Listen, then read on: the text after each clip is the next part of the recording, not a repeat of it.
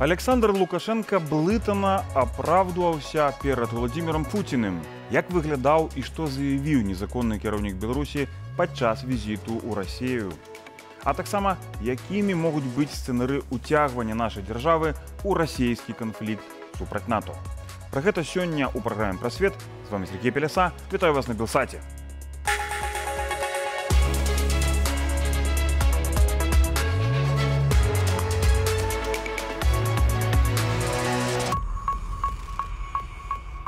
Александр Лукашенко наведаў у Расіі міжнародны форум саюзнай дзяржавы пад назвай «Великая спадчына. Сумесная будучыня».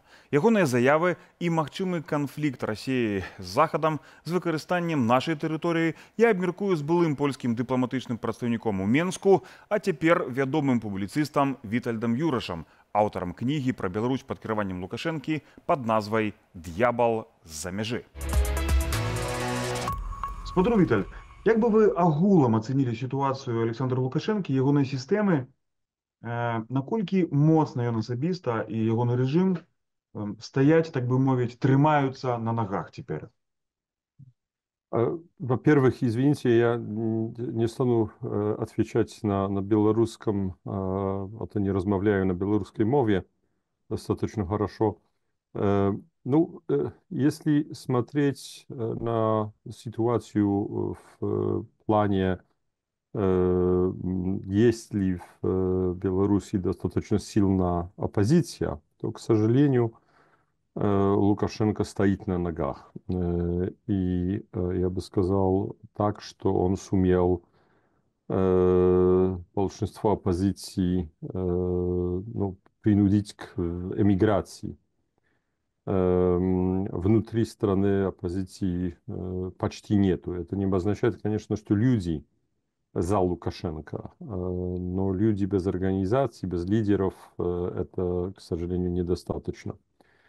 Ну, если смотреть на Лукашенко в плане взаимоотношений с Россией, насколько он независимый, и насколько в итоге и Беларусь независимая, но тут гораздо хуже.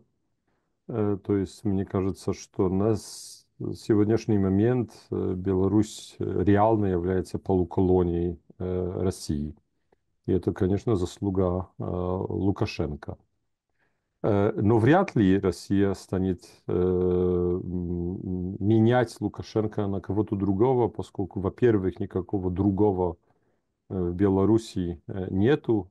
То есть Лукашенко всегда старался, чтобы не было вот какого-то выдающегося политика внутри режима. Но в свое время Владимир Макей казался вот таким вот человеком, но вряд ли Москва хотела бы как раз и с Макеем иметь дело. Сейчас я вообще не вижу человека, на которого могла бы Москва сделать ставку.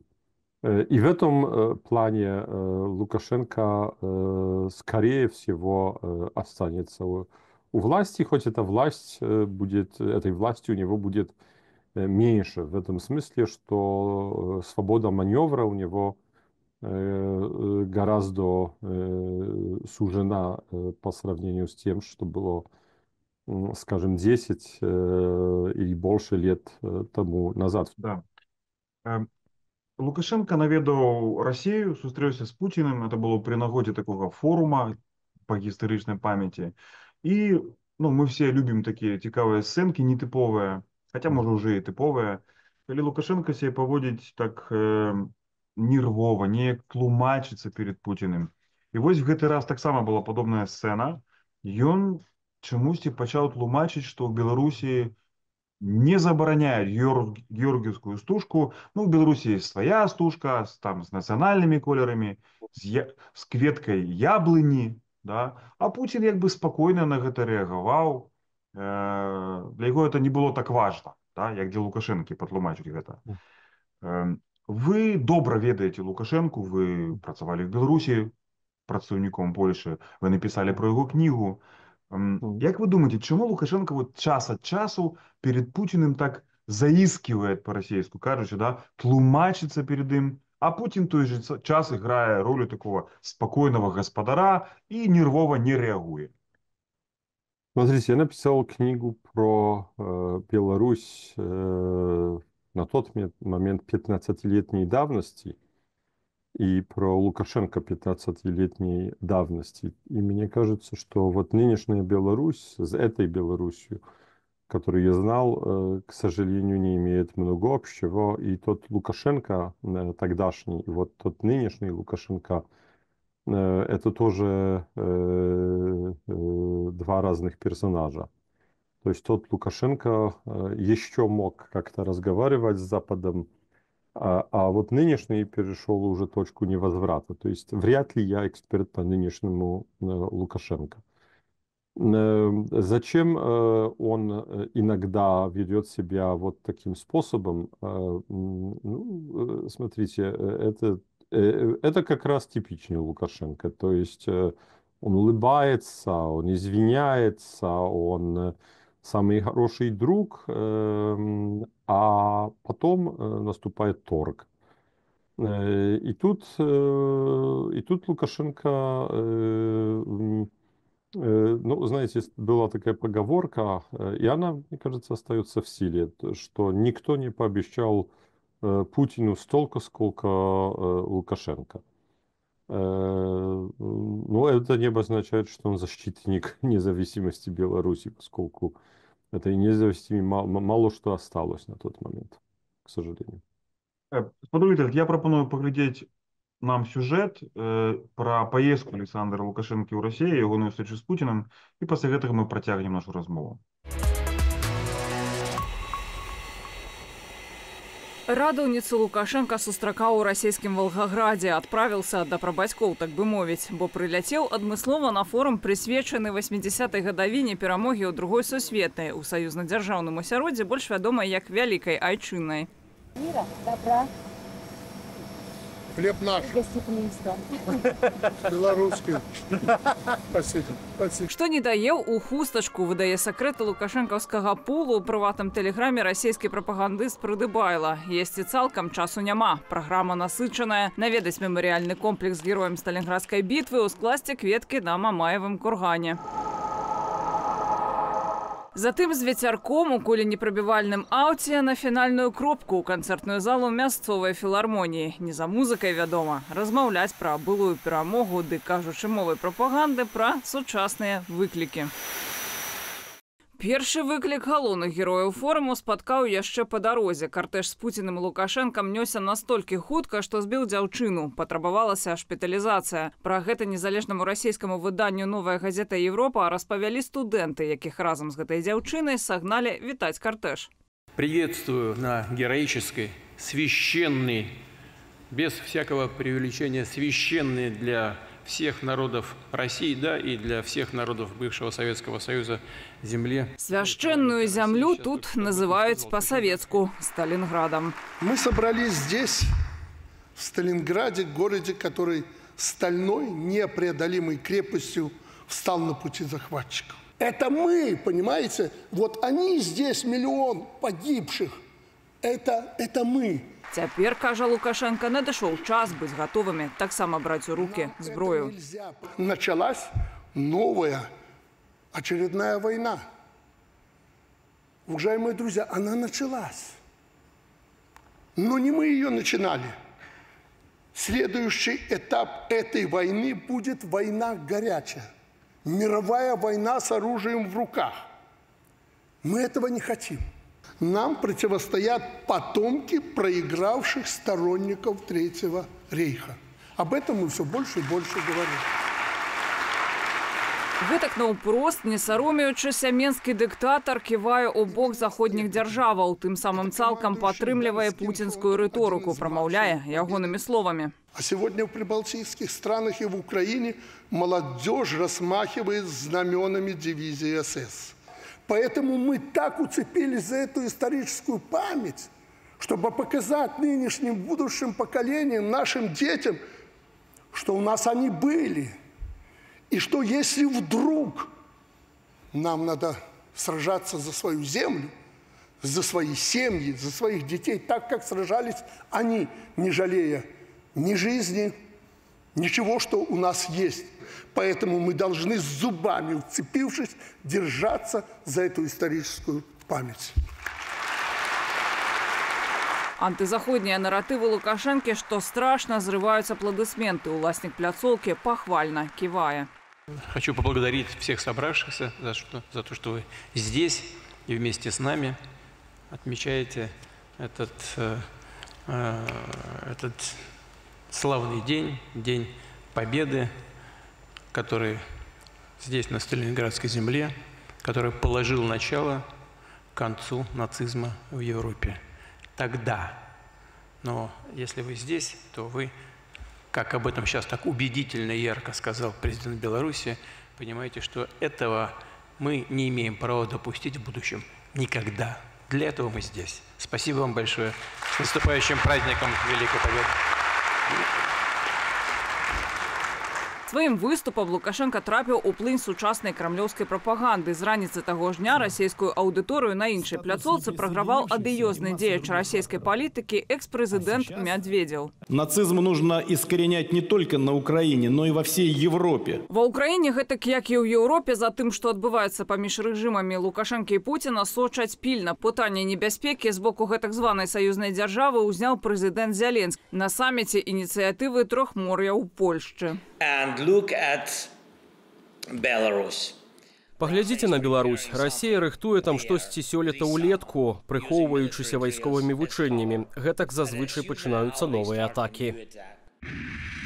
Падчас папярэдніх вучэнняў краінаў абодвух рэжымаў у 2022 годзе расійскія войскі ўварваліся ва ўкраіну з тэрыторыі Беларусі. Цяпер пагроза навісла над заходнімі дзяржавамі, папярэджвае Зеленскі. Пагроза, мяркуе эксперт Фінскага інстытуту міжнародных даследаванняў Рыгор Ніжнікаў, сапраўды існуе. Тым больш, калі армія ЗША, як абяцае, скароціць сваю прысутнасць у Еўропе. Яшчэ больш верагоднасць павышаецца, калі вайна в Украіне скончваецца. То бок мы не можам казаць, што усе тыя войскі, усю тую армаду, якую Путин собрал, что он просто распустить их по домам? Нет, конечно. То бок гэтых людей трэба будзе кудысьці направіць у іншае месца. Нават калі так, то наўрад ці гэта адбудзецца бліжэйшым часам. Пытанне можа трываць і 3, і 5 год, лічыць эксперт. Ва ўсім гэтым, кажа Рыгор Ніжнікаў, можна адшукаць і другі сэнс. Тут мы бачым такі нейкі сіюмінутны альянс паміж Владимиром Путиным и людьми кшталту вице-президента Венса, якія лічаць, што Еўропа занадта ліберальна, Еўропа пайшла не ў той бок, і яны лічаць, што Еўропу трэба, як сказаў бы Александр Лукашенко, ператрахіваць і ператрахіваць. Лукашенко ж, між іншым, у слаўным градзе Сталінградзе часу не губляе. Пасля эмацыйнай прамовы традыцыйна на аўдыенцыю да Путина. Благодарю вас за то, что мы часто созваниваемся, обсуждая срочные вопросы. У нас действительно общее понимание всего процесса развития, повестка международных отношений у нас абсолютно схожая. Тут нечего даже говорить. Мы это не скрываем, не крутим там, не вертим. Пусть никто не удзіляецца, што мы часто встречаемся. За закрытымі дзвярыма застаюцца некалькі неразвязаных дагэтуль пытанняў. Кошты на нафту і газ, выбіць іх зніжэнне Лукашенко не можа гадамі. Вядома, агульнае і заўжды актуальнае пытанне – это чарговы фінансавы транш. Пад гэта Лукашенко ўсё спрабуе прадаць Расіі будаўніцтва другой у Беларусі АЭС. Наўрад ці што напярэдадні настолькі істотнага для расійскай прапаганды свята, а Путін будзе вырашаць грашовыя пытанні Лукашэнкі. Чарговы віток так званай спецаперацыі і больше удзел Лукашэнкі ў ёй, куды больш верагоднае пытанне да абмеркавання абодвума дыктатарамі. Петр Віталь, як бы вы пракаментавалі вось гэтую заяву Владимира Зеленскага, якую ён зрабіў у Варшаве на саміце Трохмор'я? Я нагадаю, ён сказаў: «Паглядзіце на Беларусь, Расія рыхтуе там штосьці сёлета ўлетку, прыхоўваючы гэта за вайсковымі вучэннямі. Гэтак зазвычай і пачынаюцца новыя атакі». Канец цытаты. Ці вы згодныя з Владимиром Зеленскім, што Расія ўжо в гэтым годзе пад прыкрыццём вучэнняў Захад-2025 штосьці там рыхтуе? Ці гэта будуць звычайныя руцінныя вучэнні і не трэба імі асабліва пераймацца? Ну, смотрите, нам надо вести себя, как будто бы они готовили атаку, поскольку Россия непредсказуема. Это, во-первых. Во-вторых, она ведет себя очень крайне агрессивно. В-третьих, она ведет себя нелогично. То есть логически рассуждая, нельзя было вообще начинать войну с Украиной. Но если вы меня спрашиваете, будет ли какая-то новая атака на Киев со стороны севера, то есть с территории Белоруссии, да вряд ли. Хотя, конечно, украинцы будут вынуждены вести себя, как будто бы вот это такой риск реально существовал, а это обозначает, что им придется отодвинуть часть своих сил с линии соприкосновения вот с Россией. Если вы мне задаете вопрос, готовят ли они атаку на Польшу, либо там Литву, то опять же нам надо вести себя, как будто бы такой риск существовал, но реально я думаю, что такого не будет по одной простой причине, поскольку это невозможно, если идут бои с Украиной. А даже если война прекратилась бы, то я стопроцентно уверен, что если Россия напала бы то ли на Польшу, то ли на Литву, то есть на страны НАТО, то украинцы уж точно решили бы, что это идеальный момент, и у них на это право, кстати, чтобы обратно завоевать вот ту территорию, которая оккупируется российскими войсками. Но самое главное, у России вот недостаточно сил, чтобы вести войну с НАТО. Нельзя забывать, что Россия потеряла почти половину танков, которые были в российских вооруженных силах в моменте начала войны. И все это за порядка 7 или 8% оборонного бюджета, годового оборонного бюджета НАТО. То есть Россия это на самом деле армия третьего мира, и она не способна напасть на НАТО. Добре, ми протягнемо гэту тему яшчэ в нашым апошнім блоку размовы, але перед тым прапаную паглядзець наш сюжэт, які набліжае вось гэтую тэму магчымых сцэнароў агрэсіі Расіі супраць адной дзяржавы НАТО, а можа быць супраць усяго альянсу. Пагрозы на адрас еўрапейскіх краінаў гучаць на крамлёўскім тэлебачанні амаль кожны дзень. Гэтак былы прэзідэнт Расіі Дмітрый Медведзеў заявіў, што новыя чальцы НАТО, Швецыя і Фінляндыя мелі да нядаўняга часу міжнародныя перавагі. Аднак пасля ўступлення ў Паўночна-Атлантычны альянс ситуация изменилась. А значит, они автоматически стали целью для наших вооруженных сил, включая возможные удары возмездия и даже ядерную составляющую. Подобная, хоть и больш завуаляваная рыторыка гучала из вуснаў министра замежных справаў Сергея Лаврова. Уму непостижимо, как Евросоюз открыто хочет возобновить европейскую идеологию нацизма, где она зародилась, где она была уничтожена, запрещена категорически Нюрнбергским трибуналом. Усе памятаюць, як перад пачаткам поўнамаштабнага ўварвання ва Украіну расійскі прэзідэнт заяўляў пра неабходнасць, цитата, «денацификовать Киев». Мною принято решение о проведении специальной военной операции. Если война в российском обществе исчезнет, не будет больше о чем говорить на разных публичных мероприятиях, не будет вот этого вот стержня, который цементировал, склеил вокруг себя все российское общество, что на нас все напали, мы здесь обороняемся, мы защищаем. Еще раз, на пропагандистских каналах не будет о чем говорить. Амерыканскі інстытут вывучэння вайны папярэджвае, гаспадар Крамля рыхтуе грунт для новага удару. Гэтым разам ахвярою могуць стацца акурат краіны НАТО. Перадусім гэта датычыць Польшчы і краінаў Балтыі. Калі мы кажам пра сітуацыю на сённяшні дзень, то на мяжы з Эстоніяй ёсць расійскія сілы, што маглі б учыніць нейкую правакацыю. Магчыма, захапіць тую самую Нарву. Гэта не было б вялікай праблемай з вайсковага пункту гледжання. Распачаць сур'ёзную агрэсію супраць большых краінаў было б вельмі саманадзейна з пункту гледжання вайсковай рэальнасці.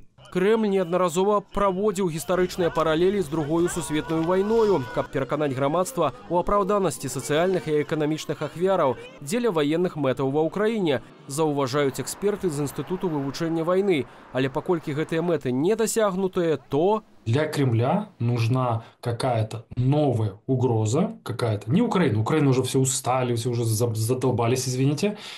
Нужна какая-то мини-мини специальная военная операция, но очень-очень быстрая, победоносная. Адсутнасць амерыканскіх падмацаванняў уяўляе найбольшую пагрозу для войскаў на ўсходнім флангу НАТО, заўважае генерал-лейтенант арміі США ў адстаўцы Бен Годжес. Але калі можна чакаць гэтага меркаванага нападу, адмыслоўцы называюць самыя розныя сцэнары. Калі вайна паміж Расіяй і Украінай так ці інакш скончыцца цягам найбліжэйшых 2-3 гадоў, то яшчэ спатрэбяцца 2-3 гады на аднаўленне, у залежнасці ад таго, як скончыцца гэтая вайна. І толькі тады Расія зможа напасці на Еўропу. А можа, нападу можна чакаць ужо гэтую восенню падчас правядзення сумесных з Беларусю вучэнняў «Захад-2025». Удзел у іх могуць узяць нават до 100 000 чалавек. Не заўважыць такой колькасці тэхнікі і вайскоўцаў будзе проста немагчыма, адзначае былы працаўнік службы бяспекі Украины Иван Ступак. Я больше чем уверен, что у Российской Федерации просто сейчас банально нет ресурсов на то, чтобы начать новую полномасштабную войну. Даже если это, пускай, война 20% от того, что ведется сейчас. Техники просто банально нету. Российские военные наступают на мотоциклах не от хорошей жизни. Так ці інакш, Еўропа ўжо пачала рыхтавацца да падобных сцэнароў, павялічваючы свае вайсковыя выдаткі. Рыхтуе адказ на «Захад-2025» і суседняя Польшча, якая ў гэты самы час правядзе вялікія вучэнні, як польскія, гэтак і з удзелам натаўскіх вайскоўцаў.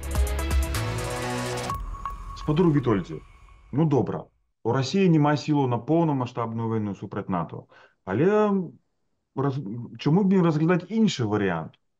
Невялікую аперацыю пад фальшывым сцягам. Напрыклад, расійскія спецслужбы пераапранаюцца в латвійскіх памежнікаў і атакуюць беларускую вёску. Альбо пераапранаюцца беларускіх памежнікаў і стреляюць па латвійскіх памежніках. Альбо штосьці адбываецца в Даўгавпілсе, горадзе, дзе жыве рускамоўная меншасць. Так? Ці вы бачыце рэальным такі сцэнар больш гібридного конфликту, так, где Россия не заканчивая войну супраць Украины, але пробуе нейкім чынам націснуць на дзяржавы НАТО, каб праверыць НАТО, каб раз'яднаць НАТО, каб дасягнуць сваіх мэтаў, але гэта не будзе адкрытае поўнамаштабнае ўварванне супраць НАТО. Як вы гэта бачыце?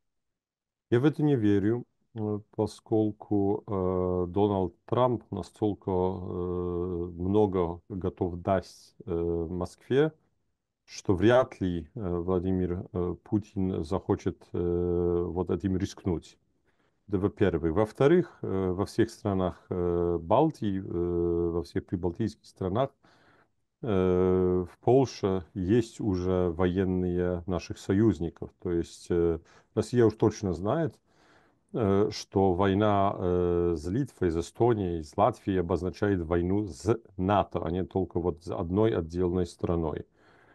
В-третьих, никто не поверит в какой-то, знаете, ну, типа литовцы либо латыши открыли огонь по российским войскам или там белорусским. Просто никто в это не поверит. То есть Москва столько врала за последние годы, простите, что просто никто не верит ни в одно слово. И вот последнее, мне кажется, что цель у Москвы одна, чтобы нас просто напугать. Но нам уже на все эти высказывания Москвы, на все эти угрозы, простите за выражение, наплевать. Мы уже привыкли. Министр Радослав Сикорский, я думаю, это было типа в 2008 или 2009 году, когда генерал Юрий Балуевский возглавлял генштаб российский и угрожал нам ядерной войной. И тогда Сикорский сказал, что мы будем благодарны, если он не угрожал нам чаще, чем один раз в 6 месяцев. Это был очень хороший ответ. То есть, да пусть идут они. За русским кораблем, правильно? Вслед за русским кораблем, как говорят украинцы. Да, вслед за русским кораблем. Так, зразумела. Я зразумеў вашу пазіцыю, вы схіляецесь да таго, што гэта хутчэй псіхалагічная дэзінфармацыйная аперацыя і насамрэч за гэтым не стаяць рэальныя планы на вайну. Спадзяюся, што гэта так, таму што для Беларусі, для маёй роднай краіны гэта аптымістычны сцэнар і Беларусь не будзе ўцягнута, калі сапраўды гэта так адбудзецца, у магчымую вайну Расіі супраць НАТО. Дзякую вам, так і надеемся, жыве Беларусь. Вялікі вам дзякуй. Я нагадаю, што са мной на сувязі быў Вітальд Юраш, былы дыпламатычны прадстаўнік Польшы ў Беларусі, публіцыст, аўтар кнігі пра рэжым Лукашэнкі і пра дачыненне Беларусі з Польшай пад назвай «Ябал за межы», «Ябал за медзі» па-польску. А ў нас яшчэ невялічкі сюжэт, прысвечаны ўдзелу Святланы Ціхановскай у саміце ініцыятывы Трохмор'я, які прайшоў у Варшаве. Краіны рэгіёнаў Трохмор'я, Аўстрыя, Балгарыя, Харватыя, Чэхія, Эстонія, Латвія, Літва, Польшча, Румынія, Славакія, Славенія, Венгрыя і Грэцыя гатовы ўзмацняць сваю бяспеку не толькі вайсковым, але і ў эканамічным плане. Ініцыятыва Трохмор'я, якая ахоплівае рэгіён паміж Балтыйскім, Адрыятычным і Чорнымі морамі, была створана 10 гадоў таму. Ля вытокаў ініцыятывы стаялі Польшча і Харватыя. Сустракаемся сёння, каб адзначыць дзесяцігоддзе ініцыятывы Трохмор'я. Ініцыятывы, якая нарадзілася з патрэбы большай інтэграцыі, перадусім гаспадарчай і інфраструктурнай. Стратэгічнымі партнёрамі альянсу Трохмор'я з'яўляюцца ЗША, Японія, Еўрапейская камісія, Нямецчына. Ад 2023 года да краін-удзельніц альянсу далучыліся 2 краіны са статусам асацыяваных – Украіна і Малдова. Сёлета да асацыяваных краін далучыліся Албанія, Чарнагорыя, а Турцыя і Іспанія сталі партнёрамі. Ці мае Беларусь магчымасць далучыцца да альянсу будучыні? Адказвае Святлана Ціхановская, якая удзельнічала ў саміце. Для нас гэта дадатковая платформа, каб Беларусь прагучала, каб Беларусь там папрысутнічала, каб пра Беларусь не забываліся. Яшчэ раз нагадаць пра стратэгічную важнасць Беларусі ў нашым рэгіёне і каб дбалі пра Украіну і пра дэмакратычныя змены ў нашай краіне, бо не будзе бяспекі для гэтага альянсу, для гэтых краін, калі будзе турбулентнасць у Беларусі, бо заўжды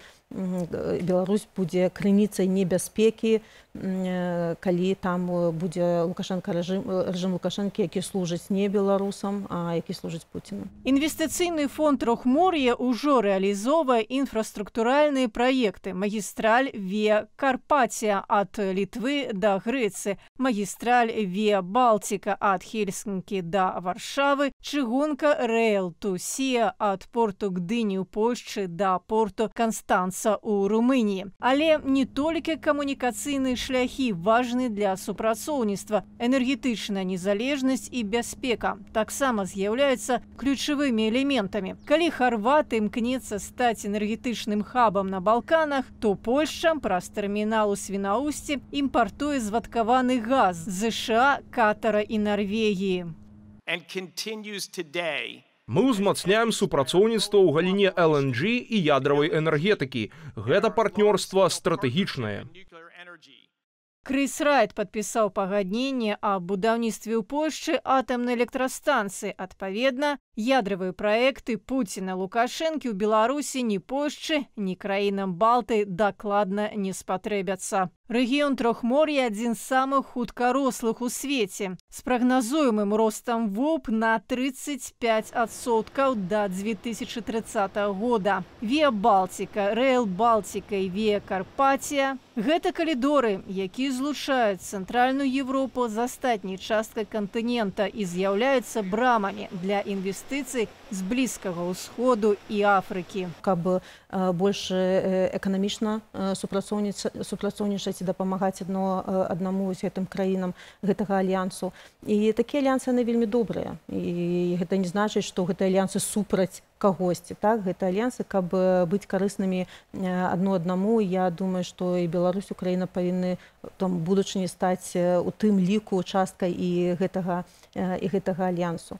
Завершыўся саміт краіну Трохмор'я ў каралеўскім палацы ў Варшаве. Анджэй Дуда завяршае сваю другую і апошнюю прэзідэнцкую кадэнцыю такім гучным і прыгожым акордам. А со мной у студыі ўжо мой калега Зміцер Міцкевіч. Прывітанне, Зміцер. Вітаю. Што ты падрыхтаваў сёння ў сваёй рубрыцы «Лінія фронту»?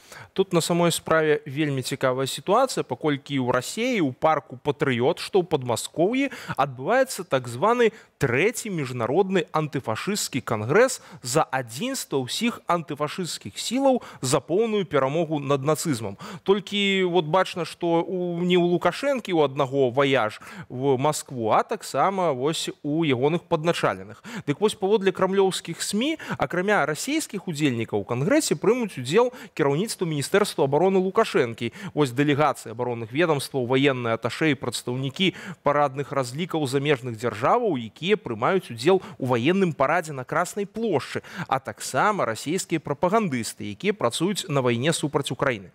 Дэлегацыю рэжыму Лукашэнкі ўзначальвае так званы міністр абароны Віктор Хрэнін. Толькі адна замежная дэлегацыя прыбыла на гэтае мерапрыемства на падобным узроўні, што цікава. І гэта паўночна-карэйская дэлегацыя пад кіраўніцтвам намесніка начальніка галоўнага палітычнага ўпраўлення КНДР генерала Пак Ён Іра. Выступ Хрэніна падчас кангрэсу цалкам ідзе ў каленкоры расійскай ваеннай прапаганды. Вось, напрыклад, так ён характарызуе цяперашнюю сітуацыю ва ўсходняй Европе. Давайте паслухаем.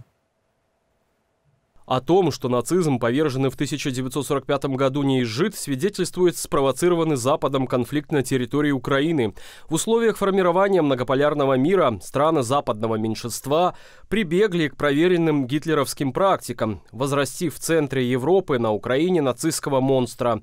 Англосаксонские и европейские реваншисты свергли там законную власть, фактически передав ее нацистским формированиям, вооружили до зубов новоявленных приспешников Бандеры и Шухевича, сделали нацистскую идеологию государственной, разожгли гражданскую войну и в итоге столкнули славянские народы. Звериный оскал фашизма в Украине, его бесчеловечную сущность, сегодня наглядно демонстрируют злодеяния украинских неонацистов, которые они совершают как в отношении мирного населения гражданской инфраструктуры Российской Федерации, так и в отношении собственных граждан.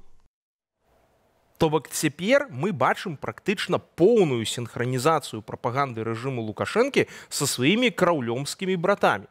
І гэта датычыць не толькі пытання Украіны. Той самы Хрэнін цяпер у духу расійскіх прапагандыстаў распавядае пра падрыхтоўку Еўропы да вайны супраць Расіі і насуперак мірным імкненням Масквы і Вашынгтона.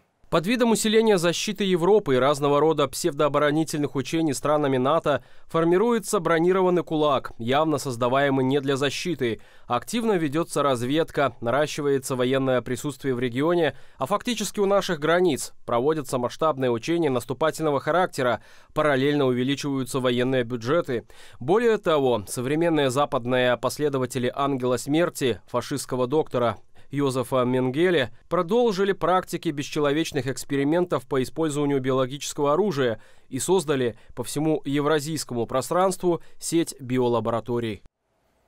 І гэта толькі самае яскравае, бо таксама Хрэнін казаў і аб тым, што ў 2020 годзе ў Беларусі Захад хацеў усталяваць нацысцкі рэжым і што магчымае ўвядзенне міратворцаў на тэрыторыю Украіны увязанне краінаў НАТО ў вайну супраць Расіі. Падобна, што міністр абароны Лукашэнкі не проста вельмі хацеў спадабацца сваім калегам у Крамлі, але і агучыў пазіцыю для афіцыйнага Менску датычна знешняй палітыкі. Слухай, на крэатыве ў Хрэнін альбо ягоныя спічрайтары, тыя, хто пісалі гэты тэкст, таму што чаго тут толькі няма. Нацызм не зжыт, зладзеяние, звериный оскал. Такое ўражанне, што чытаеш нейкую савецкую газету, прычым не там не часоў Брежнева, а сталінскіх часоў, то есть нейкі сталінізм. Мне здаецца, што Хрэнін нават переплюнуў беларускую, в сэнсе лукашэнкаўскую прапаганду. А з чым звязана вось гэта такая гіпер нейкая агрэсіўная рыторыка? Вот падобна то, што з аднаго боку, канешне, сапраўды яны хацелі застацца в тым наратыве расійскай прапаганды. Таму што рэальна гэта паўтарэнне слова ў слова таго, што кажуць зараз расейцы у сваёй внутранай прапагандзе. Вот іхныя загалоўкі, іхныя дэфініцыі в іхнай прапагандзе для ўнутранай аўдыторыі менавіта такія. Ну і Хрэнін по свайму скудаўмію думае, што калі ён паехаў в Расею і вось гэта там транслюе, то гэта значыць за межы гэтай аўдыторыі, гэтай бурбалкі нікуды не выйдзе. Ну, але гэта ж всімі бачыцца, это ж все могуць прачытаць, паглядзець. І вельмі цікава то, што такая рыторыка паказвае якраз такі рэальныя настроі. Ну, вот яны сапраўды вось з аднаго боку спачатку кажуць, што мы нібыта на нейкі канструктыў настроены, а з другога боку вот тут Хрэнін прыязджае, расказвае пра нейкі неанацысцкі рэжым ва ўкраіне, расказвае пра нацысцкіх прыспешнікаў Захада, параўноўвае заходніх палітыкаў з Йозефам Менгеля. Ну, гэта ўвогуле ні в якія вароты не лезе абсалютна. І тут, мне здаецца, гэта таксама паказвае тую магчымасць для манёвра, якая ў рэжыма Лукашэнкі засталася. То, што, калі яму сказалі паўтараць тое, што сказалі, значыць, трэба, все, ты ўжо нікуды не выкруцішся. І, можа быць, нават калі яны думаюць па-іншаму, то трансляваць патрэбна менавіта гэтае. І таму тут з аднаго боку, канешне, жаданне Маскве спадабацца, але з другога боку, гэта все-таки рэальна паказвае тую сітуацыю, в якой яны аказались. То, што цяпер Крэмль з вось такой сваёй прапагандай, з вось такімі сваімі падыходамі, мы бачым то, што яны рэальна рыхтуюцца да вайны. Яны рэальна сваю аўдыторыю вось напампоўваюць такімі наратывамі, такімі месседжамі, то, што, глядзіце, мы вось змагаемся супраць нацызма. Бо гэта, па сутнасці, адзіны ідэалагічны інструмент, які застаўся ў Крамля для ўнутранай мабілізацыі. Яны праводзяць вось гэтую паралель, яны яскрава будуюць все гэтыя вобразы, у іх жа пастаянна гэтыя карыкатуры, яны заходніх палітыкаў в сваіх прапагандысцкіх там пасквілях малююць пастаянна в нацысцкай форме, нібыта гэта вот сучасныя нашчадкі нацыстаў і гэтак далей, і пастаянна гэта падкрэсліваецца. Так што, мне здаецца, тут варта задумацца. Гэта тотальны ўлёт, улічваючы той факт, што у шматлікіх заходніх дзяржавах кіруюць урадамі цяпер нават не кансерватыўныя партыі. Возьмем Вялікую Брытанію, дзе кіруюць левыя лейбарысты, фактычна сацыял-дэмакраты. Якія яны нацысты? А вось гэта таксама вельмі цікава, то, што ў крамлёўскай прапагандзе гэты канструкт існуе, і у Хрэніна таксама в ягонай прамове гэта прагучала, яны пабудавалі неаліберальны рэжым з фашысцкім нутром. Яны вось гэта так акрэсліваюць, вот у іх гэта нейкім чынам укладваюць. А што вось, як бы ты ацэніў той факт, што Рэспубліка Беларусь была прадстаўленая на гэтым форуме ў Расіі на тым узроўні, на тым самым высокім узроўні, як і Паўночная Карэя. Паўночная Карэя, зразумела, гэта штучная дзяржава, створаная ў выніку агрэсіі Кітая пры падтрымцы Савецкага Саюза. Так? Амерыканцам і Паўднёвай Карэі удалося пад эгідай ААН паўстрымаць агрэсію камуністаў, і таму Карэя падзеленая дагэтуль апошнія больш 70 год, так, на жаль. Але гэта фактычна марыянеткавы рэжым, і сёння ён пад велізарным уплывам Китаю і, значнай меры Расіі, можна сказаць, так? І тут Рэспубліка Беларусь на ўзроўні КНДР прыязджае ў Расію. Што гэта азначае? Увогуле вельмі цікава то, што ў апісанні гэтага мерапрыемства пададзены толькі агульныя такія рысы. Там, значыць, прадстаўніцтва іншых дзяржаваў увогуле вельмі нізка. Там напісана прадстаўнікі дэлегацый, ваенныя аташэ тых дзяржаваў, якія возьмуць удзел в парадзе на 9 траўня. То бок не напісаны нават імёны, прозвішчы, я вось колькі шарсціў, я не знайшоў апісання гэтага. Але вось адразу напісана то, што вот Міністэрства абароны Лукашэнкі і прадстаўніцтва высокае Паўночнай Карэі. Вот гэта два галоўных саюзніка Пуціна, якія не хаваюцца, якія гатовыя, самае галоўнае, што яны гатовыя паўтараць тыя наратывы, якія яны кажуць. Бо, в прынцыпе, больш ніхто ж не гатовы. У такіх фармулёўках больш ніхто не аперуе. Можа быць, Талібан толькі нейкі. Астатнія, нават Кітай, Бразілія, яны так не скажуць. А гэтыя нават дайшлі да таго, што проста... Зміцер, у меня одно пытанне застаецца, зараз яго задам, але тут мне толькі адно спадзяванне, што Рэспубліка Беларусь нават пры Лукашэнку не дакоціцца да таго, што будзе адпраўляць сваіх жаўнераў, беларусаў, ваяваць за Расію супроць Украіны, хай сабе і збольшага на расійскай тэрыторыі, бо вядома, што паўночна-карэйскія жаўнеры, яны в асноўным, прынамсі в асноўным ваююць на расійскай тэрыторыі, так? і што яны, ну, ім хопіць сілаў паўстрымацца вось ад гэтай адпраўкі. Пакуль што гэтага няма. У мяне апошняе пытанне. Вось гэты наратыў расійскі, які Хрэнін паўтарае, што, маўляў, Еўропа, Захад рыхтуецца да вайны. Ну гэта ж поўнае трызненне.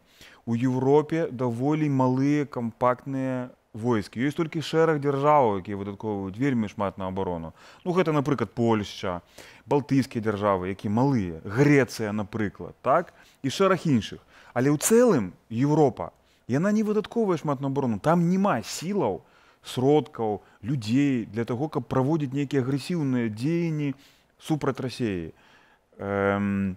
Наколькі вось такія заявы, вось наколькі паўтарэнне гэтых наратываў Хрэнінам, яно небяспечнае для Беларусі, да магчымай перспектывы, што Беларусь расейцы все-таки вырашаць нейкім чынам выкарыстаць як плацдарм для нейкай ці то правакацыі, ці эскалацыі супраць НАТО.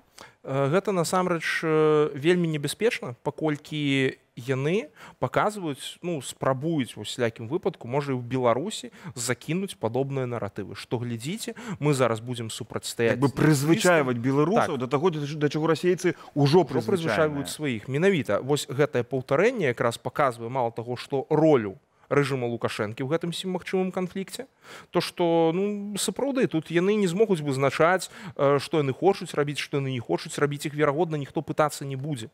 І таму, напрыклад, магчымае выкарыстанне ну, расійскіх войскаў з тэрыторыі Беларусі супраць адной з краінаў НАТО, напрыклад, пад выглядам узброеных сілаў Рэспублікі Беларусь. Таксама не выключана. Вось гэта можа быць адзін са сцэнароў. І верагодна то, што да такога якраз могуць і рыхтаваць, што вось глядзіце, адбудзецца нейкая правакацыя. І яны скажуць, што ну паглядзіце, гэта вот яны атакавалі Беларусь, мы, значыць, мусім абараняцца. Дзякуй, Зміцер, за твою рубрику. Дзякуй вялікі. Дарагія сябры, а гэта все на сёння ў прасвеце. Я заахвочваю глядзець вас нашу праграму на YouTube-канале Белсат Ньюс, а таксама шукаць нас на сайце belsat.eu. Канешне, толькі тады, калі для вас гэта бяспечна. З вами быў Сергей Пелеса і ўся каманда нашай праграмы. Бывайце і трымайцеся.